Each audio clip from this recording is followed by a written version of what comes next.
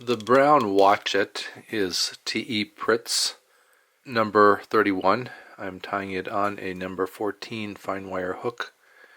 I'm using orange thread per the recipe, orange waxed silk, just a couple of wraps at the front of the hook, enough to hold the thread in place. I'm using Peacock herl for the head, and like all feathers, the Peacock herl has a front and back side. So the front side is the shiny side, the back side is the dull side. The barbules, on a Peacock herl, I believe they're called the flues, bend backwards. And so I want to tie this herl in such a way that when I wrap it, those barbules will bend towards the back of the hook.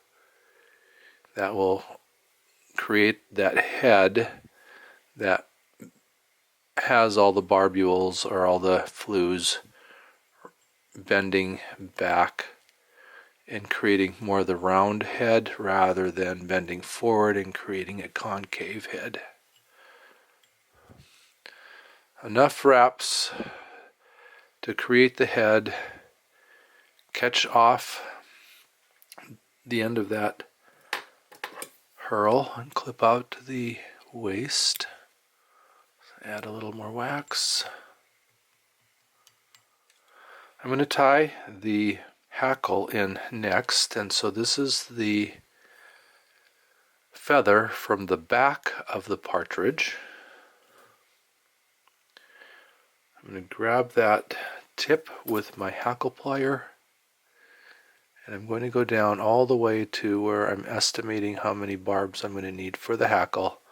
Create a sparse hackle, that will be plenty. Get that divided evenly.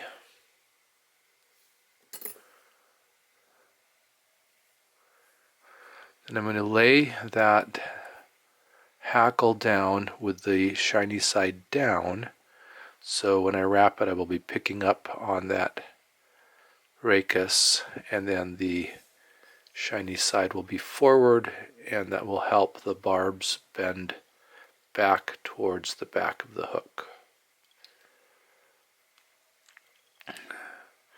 Just catch in that tip, bring my thread back up right next to the middle of the feather, clip out the tip.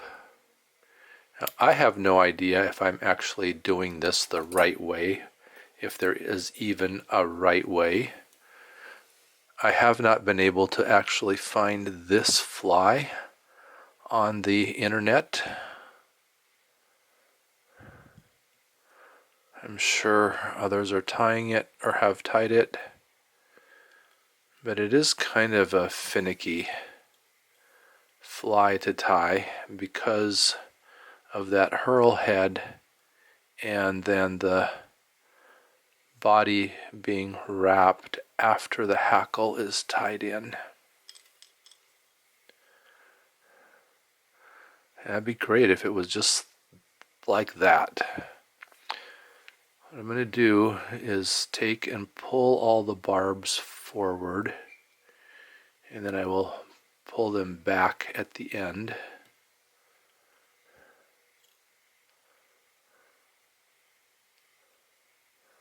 So I've wet my fingers. That helps to grab the barbs, and it looks like I am grabbing a few here with the rachis or the stem. I'm okay with that.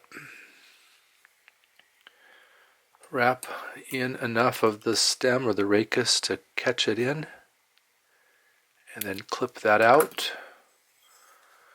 Put a little bit more wax on my thread, and then I'm going to do 2 layers of thread down the shank of the hook. I'm going to stop when I get halfway between the point and where the barb used to be on this hook that I've smashed the barb on. And then I will bring my thread nice touching wraps to create a nice, smooth, even body, although it's not going to be real smooth and even underneath of the hackle up here because of tying in the rachis and then because of the whip finish. So again, pull those barbs forward out of the way for right now. I'm using my large whip finisher. Before I do that, let me put some more wax on that thread. Make sure that I get wax under or in the knot. I'm using my larger whip finisher so that I can get around all that hackle.